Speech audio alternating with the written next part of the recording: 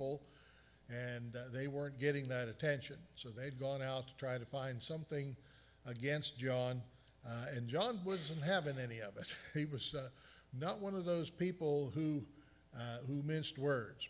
And John called them a brood of infant snakes, poisonous vipers. And he said, there's one that's coming after me. I baptize with water, but there's one who's coming after me who will baptize with the Holy Spirit and with fire. And he says he will gather his wheat into the barn, but the chaff will be burned with unquenchable fire.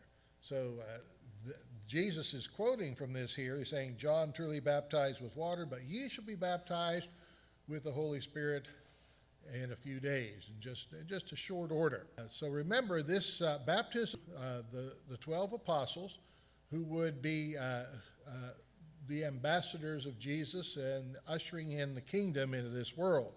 And they were going to need this, especially when you read the next verse. When they were come therefore together, they asked of him, saying, Lord, wilt thou at this time restore again the kingdom to Israel? I think that's very revealing. At this point, after all of the ministry and all of the things that Jesus has preached and taught to them, they still are not grasping this, are they? They're just not grasping this. They just don't have it within their ability to perceive that the kingdom is not a political one, but a regime.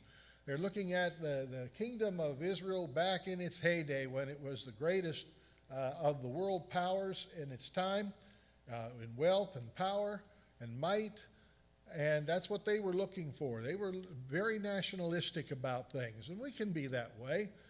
We can be that way about our own country. We can feel very patriotic, very dedicated to the United States today, and that's a good thing. Loyalty to country is good, but this is bigger than political ties or government, or world governments. This is the kingdom that is a spiritual one, and that's the one thing that Brother Jackson in his commentary points out. This is not a political, but a spiritual economy.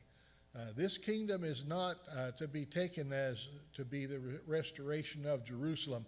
You know, the premillennialists allege this very thought to this day.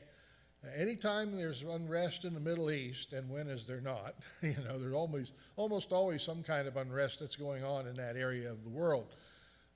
Anytime that happens, though, people start looking into the Bible and saying, see, look into Revelation especially. You see, this is going to usher in the end times. We're missing the point again, just like